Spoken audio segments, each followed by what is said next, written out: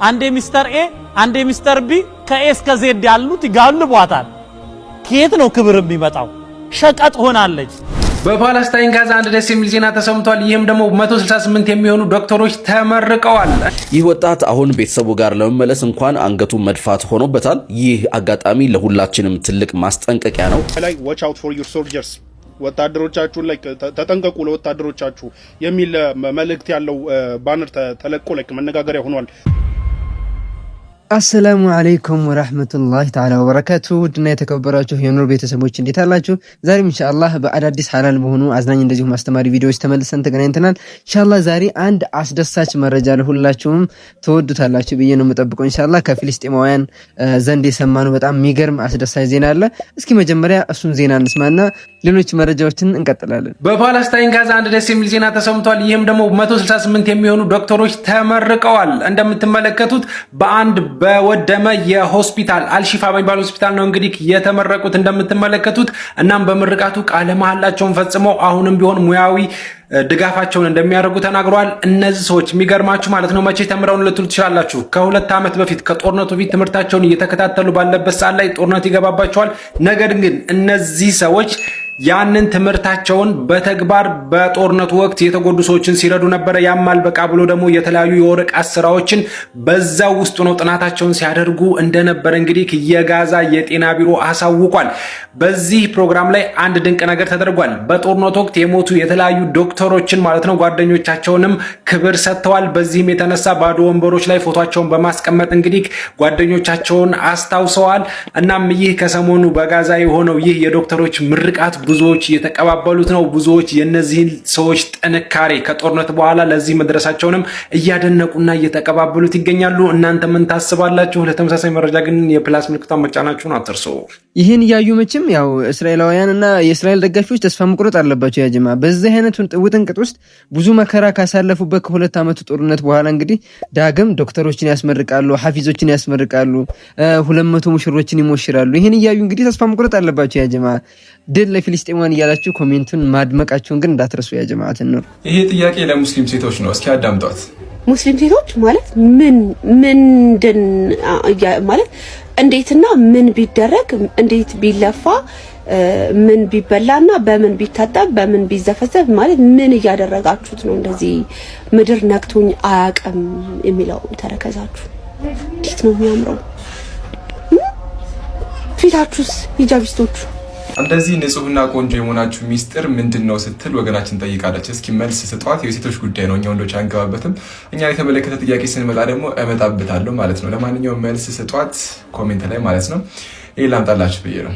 ሰላም አለይኩም ይመቻችሁ። እስልምና እኮ የሰጠን ውበት ያ ጀማዓት ኑር በጣም ብዙ ነው። እንግዲህ በአኺራ ከምናገኘው ጥቅም ውጪ ደግሞ ዱንያ ላይ በጣም ብዙ ፈዲላዎች አሉት ዲን ኢስላም። እንግዲህ ደግሞ እዚህ ደግሞ አንዳንድ ክርስቲያን ወገኖቻችን ምስክርነትን እየሰጡ ነው ያሉት። ለዛም ነው ኡስታዛችን እንደዚህ ብሎ ነበር። አንዷ ጸጉሯን እንዲህ ስትበትነው ከታክሲ መሳፈሪያ ኋላኛው ወንበር ላይ ወድቋል። ከኋላ ያለ ዱርዬ ይጎነጉነው ጀመረ። ምን አገባሽ አላት። ምን እያረክ ነው ስትለው ምን አገባሽ፣ ለምን ድንበር አልፎ ነው የመጣው አለ። ጸጉር ለምን ድንበር ያልፋል? አያችሁ፣ በራሷ ወንበር በራሷ ሂጃብ።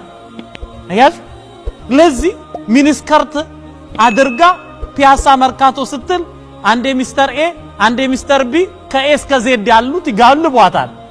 ከየት ነው ክብር የሚመጣው? ሸቀጥ ሆናለች።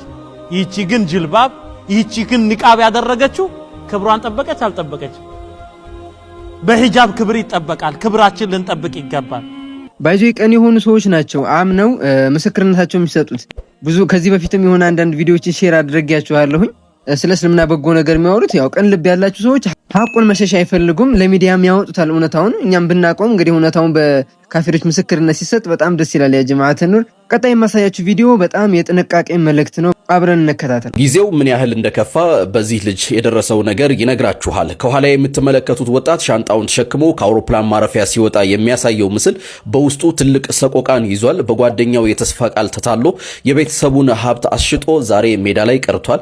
ይህ ወጣት በአዲስ አበባ በምግብ አዘጋጅነት እየሰራ ራሱን ይረዳ ነበር። ካናዳ ላስወጣህ ባለው ጓደኛው ምክር መሰረት የቤተሰቡን መሬትና ብቸኛ መተዳደሪያ የሆነችውን የወተት ላም አስሽጦ ለጉዞ የሚሆን ከፍተኛ ገንዘብ ላከ። ቪዛና ትኬት ደረሰኝ ብሎም ስራውን ለቆ ቤተሰቡን ተሰናብቶ ቦሌ አየር ማረፊያ ደረሰ። ይሁን እንጂ ቦሌ አውሮፕላን ማረፊያ ደርሶ ሰነዶቹን ሲያስረክብ የተነገረው ነገር መብረቅ ሆነበት። ቪዛውም ሆነ ትኬቱ በኮምፒውተር የተጭበረበሩ እንጂ እውነተኛ እንዳልሆኑ ታወቀ። የዚህን ጊዜ በድንጋጤ ተመቶ ወደ ጓደኛው ቢደውልም ጓደኛው ስልኩን ዘጋ። ለጉዞ የላከውን ገንዘብም በላበት። ይህ ወጣት አሁን ቤተሰቡ ጋር ለመመለስ እንኳን አንገቱን መድፋት ሆኖበታል። ይህ አጋጣሚ ለሁላችንም ትልቅ ማስጠንቀቂያ ነው። መሰል አደጋዎች በሌሎች ላይ እንዳይደርሱ ይህን ቪዲዮ ሼር በማድረግ ወጣቶችን እናስጠንቅቅ። አስተያየት ካላችሁ ኮሜንት ላይ ጻፉልኝ። መልካም ጊዜ። ይህ ቪዲዮ ለብዙዎቻችን እንግዲህ ትምህርት ሰጪ ነው ብዬ አስባለሁኝ። በተለይ ደግሞ ውጭ የምትኖሩ ወንድምና እህቶቻችን ዝም ብላችሁ ሰውን የምታምኑት ነገር አለ። አደራ ማለት ፈልጋለሁ። በቃ ሰውን በልኩ ነው ማመን ያለባችሁ። በቃ ኦቨር አትሄዱ። ሰውን አትመኑ ብቻ ሳይሆን በልኩ እመኑ። በቃ የምታምኑበትን መስመር ሊኖራችሁ ይገባል። ሊሚት ሊኖራችሁ ይገባል። ከዚህ ልጅ ህይወት መማር አለብን ሁላችንም ብዬ አስባለሁ። ኢራን እንግዲህ ሰሞኑን ተቃውሞ ላይ እንደነበረች ታውቃላችሁ። የነጋዴዎች በራይዚንግ በኢንፍሌሽን ምክንያት የኢራን ገንዘብ ከዶላር የመግዛት አቅም አንጻር መውረዱን ተከትሎ እንግዲህ ነጋዴዎች ተቃውሞ እያደረጉ እንደነበረ ታውቃላችሁ። ያው ኦንጎይንግ ነው ስቲል። ነገር ግን ዛሬ ኢራን ቴህራን ውስጥ የተለጠፈው ይህ ባነር መነጋገሪያ ሆኗል። ከኋላ እንደምታዩት ይህ ተቃውሞ እየተካሄደ ባለበት ሰዓት እንግዲህ ዶናልድ ትራምፕ የኢራን መንግስት ተቃዋሚዎችን የሚገድል ከሆነ እንገባለን ዊ አር ሬዲ ምናምን ነገር እያለ ሲዝት ነበርና እንመጣለን ብሎ ነበረ።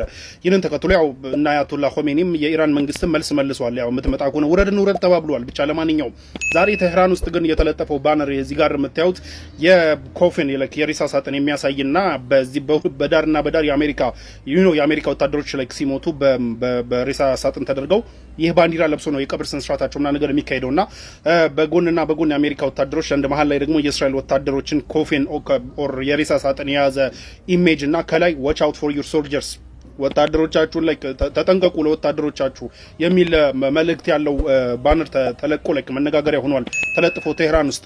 ለማንኛውም ውረድ እየተባባሉ ነው ሁለቱም። ያው አይገሱ ቢልሲ አጂብ በጣም የሚደንቅ የሆነ ሐዲስ ልንገራችሁ።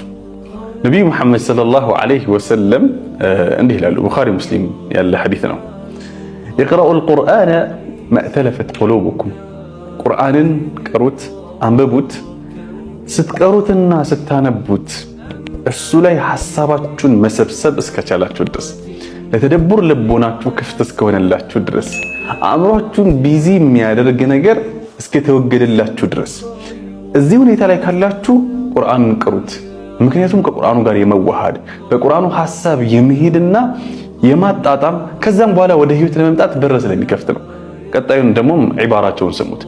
فإذا اختلفتم አትሞመንት ሐሳባችሁ ብትንትን ካለባችሁ ከራሳችሁ ጋር ሽኩቻ ውስጥ ከገባችሁ ሐሳባችሁ ሌላ ቦታ ከሆነ እንደው ያቆማችሁበትን ቦታ መለሳችሁ ስታስቡት ቦታ እንኳን የሚጠፋችሁ ከሆነ የብዙዎቻችሁ ሁኔታ ማለት ነው።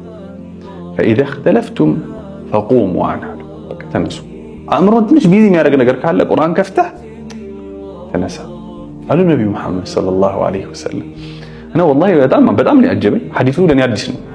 ሐቂቃ ከዚህ በፊት የሰማሁት ሐዲስ አይደለም። እንደው ቁርአን አካባቢ ምናምን እንዳለ ሰው መስማት ነበረብኝ።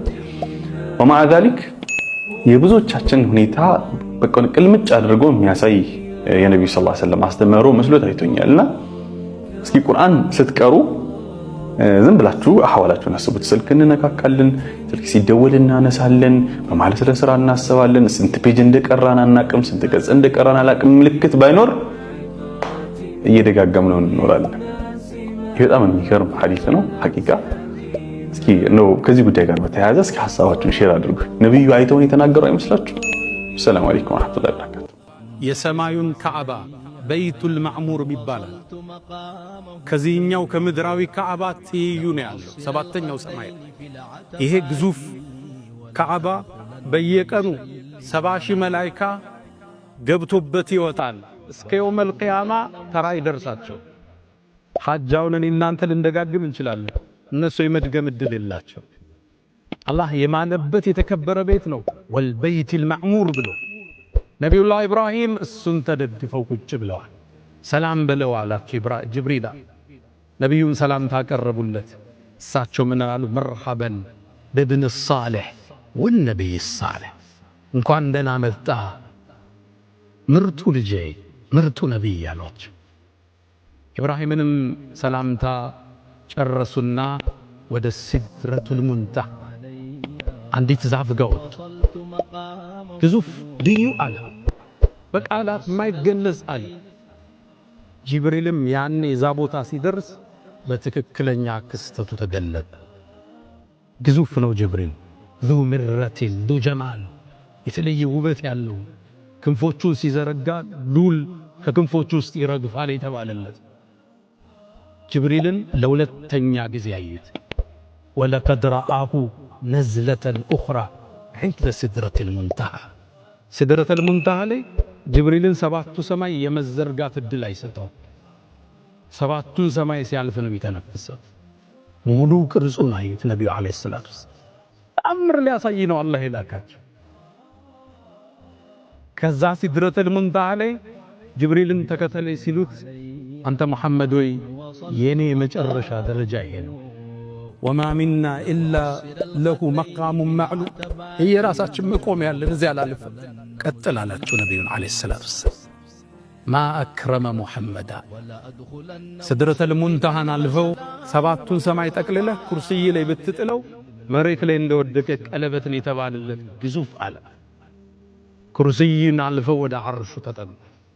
ያኔም የዓለማቱን ፈጣሪ የፍጥረት ዓለሙን አናዥ የሰው ልጆችን ሁሉ ጌታ አላህንም ማነጋገር ቻሉ።